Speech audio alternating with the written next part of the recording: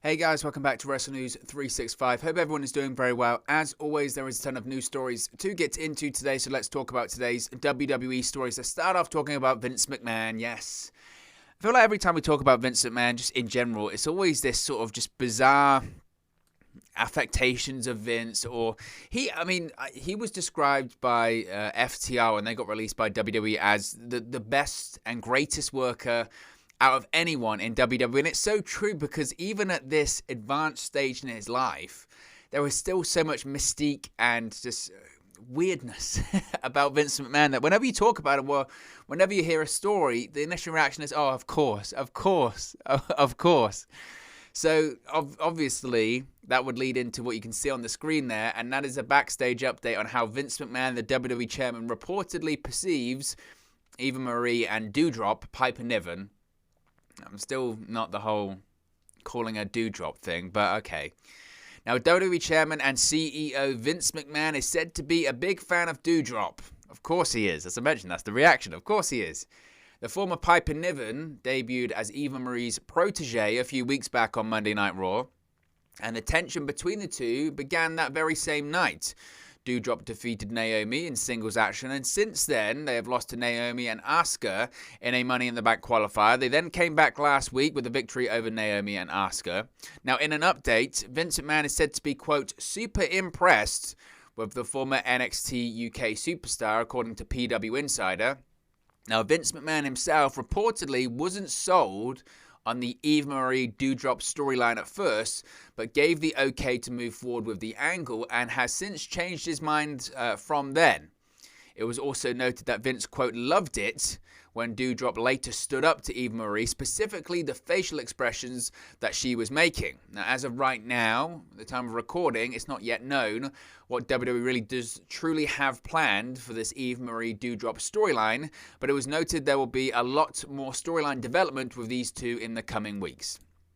So, of course, and this is nothing kind of new, and I always say this before, because I mentioned it a couple of weeks ago when we were talking about Reginald on Monday Night Raw. Whenever you have a character, not just for Raw, SmackDown as well, but whenever you have a character that is just so overly featured on the broadcast, and a character or a storyline where you kind of scratch your head and go, why are they doing this? Or why are they pursuing this? 9 times out of 10, the story that will come out afterwards, because this is how it works in that company, 9 times out of 10, the story that will come out afterwards, Vince McMahon's a massive fan. He's a massive fan. It's like Riddle. You remember earlier this year or late last year when Riddle was just getting extra goofy and so almost nauseating to watch on the screen, because his character was so like Three Stooges, so mixed with Dude, Where's My Car? It was just ridiculous. And people are going, how on earth is this guy a babyface? He's so annoying. And people are going, why is he? He's all over this show. He's in every single segment. What is going on? Why? And then the report comes out, Vince McMahon's a massive fan of Riddle. Oh, he loves the character. Same with Reginald. Everyone's been asking these questions this year. Why is Reginald so overly featured on SmackDown and then Raw? Why is he the centerpiece of the women's division? A guy, a man, a non-wrestling man is the centerpiece, is the most featured person in the women's division on both brands. Why is that? Comes out, Vince McMahon's a massive fan of Reginald. Oh, he loves Reginald. Now Piper Niven. Why is she being called Doudrop? Why isn't she called just Piper Niven? And why is this storyline a bit, odd? Vince McMahon loves it. He absolutely loves it. And that's what it is. That's what WWE is. It's this billion-dollar publicly traded company that is so complex and has all these different departments and all this kind of stuff. But in terms of the television product and the creative product, they are all serving one master. Everyone's just trying to pop Vince. That's it. It's odd. It's kind of like tuning into Raw or SmackDown. It's like tuning into this weird, court jester thing of Vince McMahon's there backstage in Gorilla in his throne, and everyone's just going out there performing for the king. And in the writing sessions, everyone's just writing for the king. They don't necessarily write good ideas anymore. They write ideas that they know Vince would like. How crazy is that? Seriously, how crazy is that? Objectively good television at this point doesn't matter. What matters is, can I get an idea that Vince likes? It doesn't matter if I think it's good or not. And it doesn't matter if I know it's going to work or not. But will Vince like it? Because if Vince likes it, I'm going to stick around. Self-preservation. Everyone's getting fired around me. So I've got to write something good. I've got to write something that Vince will like. Now, one must say, when it comes to this Eva Marie Doudrop storyline, again, the Doudrop name sucks. It's terrible. My only hope with it, and it's not a lot after watching WWE for so many years at this point, but my only hope is that because the tension between Eva Marie and Piper Niven was just so immediate, so quick, I can certainly see a situation and a scenario, especially with live fans returning. I can see a situation where eventually, where Piper Niven does completely splat Eva Marie in the middle of the ring, it's going to get a pop. The crowd will like it. And maybe once the crowd responds to it, then eventually they'll move to calling her Piper Niven. I don't know if I really see the latter happening. I see a situation where eventually she just absolutely splats Eva Marie in the middle of the ring. We get a big pop. I can see that happening, absolutely. Seeing her revert back to Piper Niven, not so much. Not so much. WWE's trademarked the name. They like the name, obviously. They like renaming things. Vince McMahon, as I mentioned, the Emperor likes to put a seal of approval on things, and reportedly he's a big fan. He's a big fan. So I guess that's good for Eva Marie and Piper Niven. If Vince is a big fan, you're going to be on TV for a while. The issue would be is the guy has an attention span of a goldfish. Now, next week, he might no longer be a big fan. He might decide, what are we doing here? Get rid of it. Oh, get rid of it, because that's what he's like, again. And everyone around him ain't going to be fighting for you because they're all serving one master, and they're all saying, yes, yeah, oh, yeah, I agree with you, Vince. I thought it the whole time. Oh, yeah, I agree with you. It's soured already. Let's get rid of it. Time will only tell, but Vince McMahon's a big fan, so that's good for them, I guess. Now, speaking of Raw last night, there's a lot to say about Raw. Speaking of Raw, though, one of the angles I wanted to talk about was this bizarre Rhea Ripley Charlotte Flair segment. I mean, where'd you start with it? Honestly, where'd you start with it? Now, last night on Raw, there was hyped up that there was going to be a medical update from Charlotte Flair. There's going to be a medical update on Raw. They've been hyping this up since Friday from SmackDown. There's going to be a big medical update. And people were, not concerned, but people were speculating, oh gosh, is Charlotte Flair pregnant? Because it kind of felt like it came out of nowhere. Like, there's this big medical update, and they hyped up a big medical update. Everyone thought, here we go. It's going to be another pregnancy. Here we go, Andrade. Oh, you dirty dog.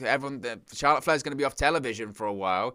In reality, it was because Rhea Ripley attacked Charlotte Flair last week after their match on Raw, the 6-woman tag team match. And they're playing up Charlotte Flair could be injured. But the injury angle was so badly done last week on Raw that no one even remembered it. Or I guess no one watched. So everyone went, medical update, Raw? I didn't watch Raw last week. What happened? Anyway, Charlotte Flair came out last night. She was on a crutch. And she was playing up. She could miss the Raw Women's Championship match against Rhea Ripley at Money in the Bank due to the injury. Flair pointed to Rhea Ripley taking her down with a chop block last week on Raw and said she was tired of Ripley stealing her moves and underhanded tactics. Now, Rhea Ripley then interrupted this medical update from Charlotte Flair by limping to the ring herself with a crutch too. Flair accused Ripley of also taking her entrance. Ripley said she sees right through Flair and can play her game better than she can.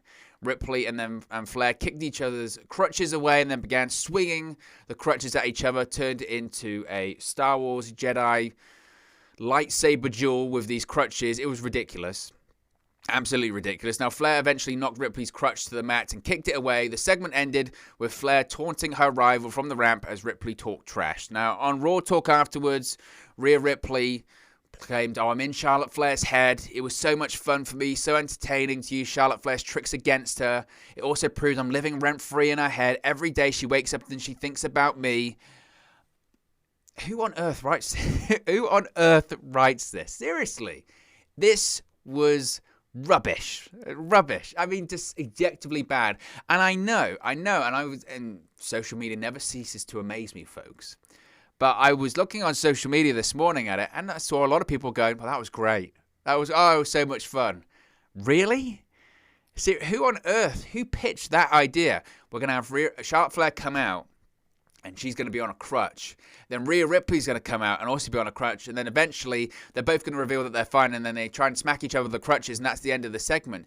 This feud, every single week, is just filled with nonsensical bad acting, bad storylines, bad promos. Just everything about it's bizarre. And people can talk about, it's shades of grey. Because who on earth is the babyface here? Who on earth is the heel? They're both heels. I mean, Rhea Ripley, was she the babyface last night? She certainly came off like a heel. Is that the point? I don't know. Either way, this isn't the Rhea Ripley that we knew in NXT. It's a worse version.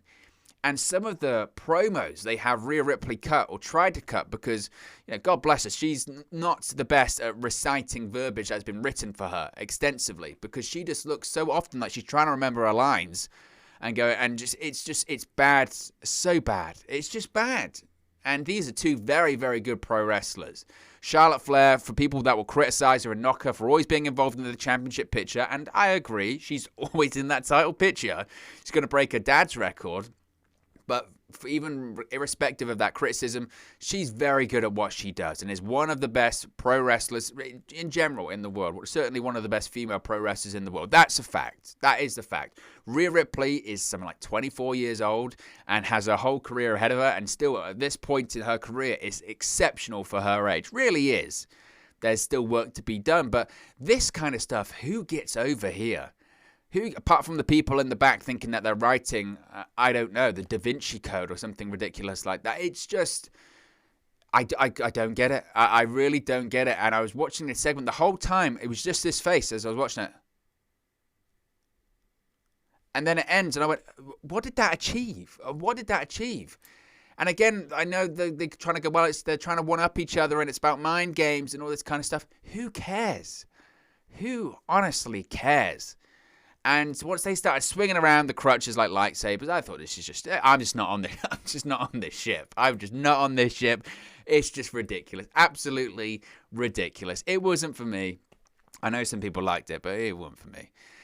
Next week, we are going to see the return of Sheamus, the United States Champion. Sheamus is actually going to defend his United States Championship for the first time since WrestleMania next week. Yes, he is.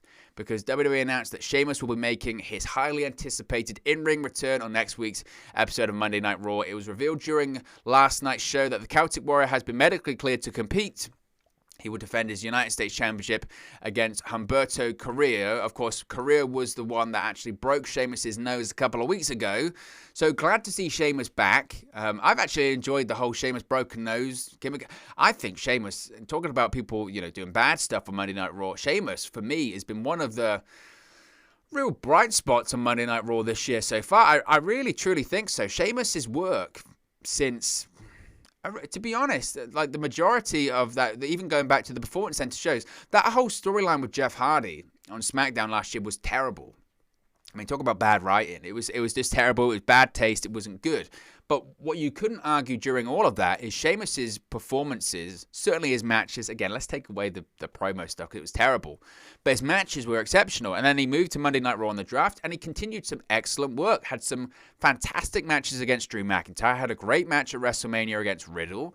And even the work he's been trying to do with Humberto Carrillo and Ricochet, I think has been good. I think it's made the United States Championship feel meaningful. I kind of like the idea. I'm going to do open challenge. I'm not going to defend my title. Why would I do that? It's smart. I hate this whole babyface. I'm going to defend my title in an open challenge every week. Why would you do that? Why would you do that? It defies in the face of logic. It's stupid babyface logic. I think Sheamus has been doing a very good job. And it was unfortunate that he broke his nose. I'm glad they didn't strip the United States Championship from him. Frankly, who on earth would you put it on? I think that's probably part of the problem there. I don't see Humberto Carrillo winning. I know they're trying to establish him or trying to build him back up again or trying to make him into a credible mid-card star.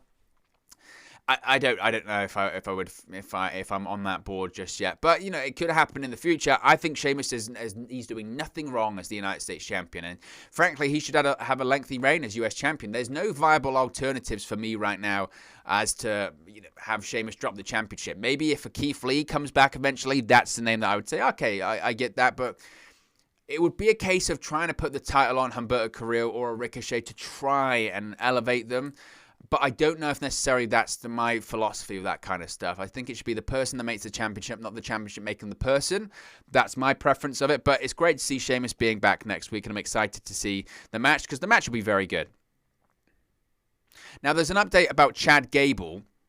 Now, there was some discussion last year or earlier this year, was it, whenever it was, that Chad Gable's WWE contract could be expiring relatively soon. This was after a tweet by Dax Harwood indicated that his contract would be coming up around May or something like that. Now, since then, there haven't been any new news about a contract or an update or anything like that, but a new report shined some light on the situation. Now, according to Sean Ross Sapp of Fightful Select, the tweet that Harwood actually made was, quote, in jest, as Chad Gable has plenty of time remaining on his current WWE contract. In hindsight, of course, this makes sense considering that Gable has been quite heavily featured into a storyline right now with Otis and the Alpha Academy on SmackDown, which actually, for something that you just thought was one of WWE's just classic, let's try something and then forget about it after a week, it's building a bit of momentum. I'm kind of enjoying seeing Otis just kill people every week on television. I think it's quite highly entertaining. I don't know where the future is with that when it comes to Otis. Certainly on SmackDown, I mean, he's a heel. He's not going to be challenging for the Universal Championship. I wouldn't be surprised if we see Gable and Otis get drafted to Monday Night Raw in the draft, because I think on that brand, given Otis's look and given Vince McMahon's always been a fan, go back to last year, that's why he won Money in the Bank. Vince McMahon is a fan of Otis, and I think if you've got that push behind you of Vince, then anything's possible. And the only issue of them being on SmackDown is eventually you have to go through Roman Reigns, and he's going to lose because everyone will lose against Roman Reigns, because there's no reason or there's no justifiable explanation to take the Universal Championship off him. So for me, I would draft Gable and Otis to Raw, and then who knows what can happen. Nothing's set in stone on that brand. I mean, Lord knows the script gets ripped up every 5 seconds. So you never know. You never know. But Chad Gable's sticking around in WWE for the foreseeable future. Speaking of the future, AJ Styles. Now, two-time WWE champion AJ Styles is still not yet decided when he will retire from in-ring competition. At the age of 44, Styles is one of the oldest full-time superstars currently on the WWE roster. The Raw Tag Team Champion has been one of WWE's most featured talents since he made his debut, of course, at the Royal Rumble in 2016. Now, speaking on Ryan Satin's Out of Character podcast, he admitted he will find it difficult to walk away from WWE fans. He added that the free time he received during the pandemic did not necessarily make him want to retire earlier either.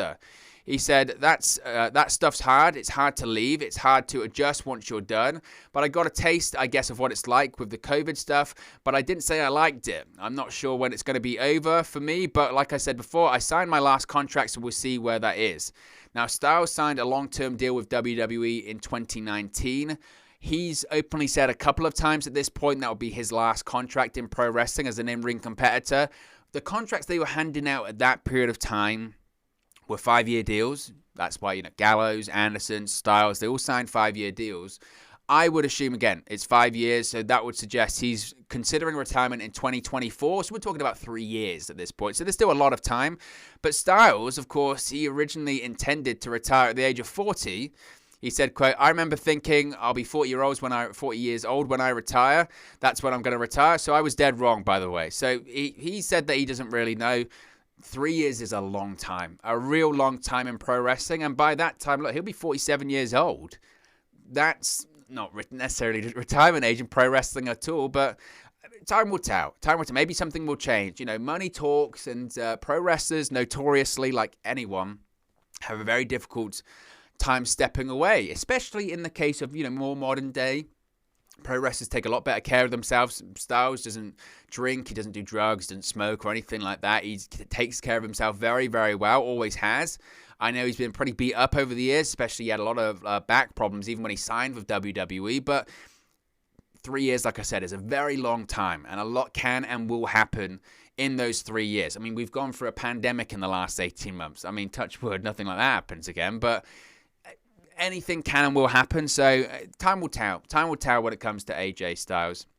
Speaking of Styles, though, the Raw Tag Team Championships will be defended in a couple of weeks on Monday Night Raw, because in 2 weeks, on the first Raw, in front of a live crowd, the Viking Raiders will officially receive their Tag Team Championship match and challenge AJ Styles and Omos for the Raw Tag Team Championships. Now, that is the first Raw in front of a live crowd, as I mentioned. That's in Texas in a couple of weeks' time, so they're obviously trying to load up that show. Thank God the Thunderdome era is ending. No disrespect to, the Thunderdome. If you can disrespect it, it's not a person. But it's just, we're over it. Thinking, it's so exciting, isn't it? Thinking that this time next week, we're going to be so close to just pro wrestling in general, being back to live fans. Of course, AEW returns to touring tomorrow for Road Rager, but by the end of next week, we'll be fully back. We'll have SmackDown, we'll have obviously Money in the Bank on the Sunday, we'll have Raw the following Monday, and we'll be back. We'll be totally back, and it's a very exciting time. So they're already making those announcements for it, and I like you, I can't wait. I can't wait. I'm so excited for all of it. Now, speaking of Raw last night as well, Jinder Mahal was on Monday Night Raw, and he's, I guess, got a new attitude and a sword. This is just Raw, I guess. Jinder Mahal, obviously, recently, he's got new backup in Shanky and Rhea. Now, since his most recent return, he's defeated Jeff Hardy on Monday Night Raw and introduced his new backup. But most recently, he spoke about being frustrated that he didn't get an opportunity to enter the Money in the Bank ladder match. In an effort to gain a measure of revenge on the final person to qualify for the ladder match, Drew McIntyre, he promised to get revenge, and he arrived on Raw last night on a motorcycle from a distance, because you could just see a silhouette initially. I thought, oh gosh, The Undertaker's there. What's going on? It's Jinder Mahal on his bike. He rides a motorcycle now. Of course, Drew McIntyre and Jinder Mahal, real life, very close friends, former 3MB members. Now, in their match last night on Raw, Jinder Mahal utilized his two bodyguards to force a disqualification, but following the match, Jinder Mahal stole Drew McIntyre's sword that Drew McIntyre, of course, has been using as his entrance. So Jinder Mahal stole the sword, and I guess is kind of feuding with Drew McIntyre. This, for me, I think a lot of people have predicted this for a while, but this, to me, is promising, not so much because I'm so excited for a Jinder Mahal-Drew McIntyre feud. I don't think it makes sense. The reason I say it's promising is because there is a reason here why Drew McIntyre won't win the Money in the Bank ladder match, because I don't think he should. I think he will, but I don't think he should. The reason I say I don't think he should is because I think if he does, the crowd turns. I think WWE have to walk such a tightrope when it comes to Drew McIntyre right now. He has had so many opportunities at the WWE Championship that people are this close, and there aren't even fans in the arenas yet. You can tell on social media they are this close to turning on him and going full Roman Reigns of, stop shoving him down our throats. You just need a little bit of distance. He can come back. He can win the WWE Championship. He might even do it by the end of the year. But he just needs a little bit of distance right now. And this is a reason why Drew McIntyre might not win the Money in the Bank, because Drew McIntyre could be cost the Money in the Bank by Jinder Mahal. And that opens the door for a Big E or someone like that to win it, who I think could be a better fit to win that Money in the Bank ladder match. So that's the reason I see this as promising. Otherwise, I don't really care for it. But that's, for me, why I say, hey, it's not the worst thing in the world. Now, Tegan Knox could be set to return very quickly, because the NXT superstar Tegan Knox returned to in-ring action before last night's Monday Night Raw broadcast. She wrestled Toni Storm in a dark match, according to PW Insider. No word on who won that match. Now, Knox is expected to be the superstar revealed behind the recent battery charger teases on NXT. The charger went up to 81% on last Tuesday's NXT episode. Of course, tonight it's the Great American Bash, and it's expected to hit 100%, and that should reveal Tegan Knox's return. Now, of course, Knox has been out of action since September of last year after suffering another torn ACL, her third since 2017. She was feuding with NXT Women's Tag Team Champion Candice LeRae at the time of the injury. LeRae was blamed for the injury in storylines, but it was reported that Knox actually suffered the injury while doing rehab. Knox was expected to be out of the ring for at least 6 to 9 months. Knox appeared on the bump back in January and said she was ahead of schedule with her rehab. So I guess that's an indication she's obviously cleared to compete, medically cleared to return, which would mean probably going to be Tegan Knox tonight. Also, it's interesting, though, she was wrestling a dark match with Toni Storm at those shows, considering that, of course, she's returning to NXT, but she might not be bound for NXT that much longer, because she might return and then be drafted in the draft. If she was at those TV tapings, says to me WWE were taking a closer look at her. But look, guys, as always, this is just one man's opinion. What are your thoughts on all of these WWE news stories we've spoken about today? Let me know your thoughts in the comment section below. I'll do my best to respond and reply to all of your comments. Really enjoy interacting with you guys, talking about WWE, AEW, Impact Wrestling, New Japan Pro Wrestling, all things pro wrestling here on the channel. So be sure to get involved in the community. Drop a comment below. All opinions are welcome. If you have enjoyed this video, please do smash a like on the like button too. Really does help us out here on YouTube. Go up the rankings and get into people's recommendation feeds if they haven't seen our videos previously. But most importantly, if you haven't already, please do subscribe to Wrestle News 365. You can do that by clicking the bottom right hand corner of the screen right now, or if you wait a few seconds, there'll be a subscribe button at the end of this video along with another video for you to watch. Thank you very much for watching, listening, streaming, or having come across this video today, and I'll speak to you again very, very soon. Hey guys, thank you for watching, listening, streaming, or however you come across this video today. Be sure to click on the video on the right there to watch our next video, or click the bottom there to subscribe, or the bottom right hand corner. Thank you very much, and I'll speak to you again very soon.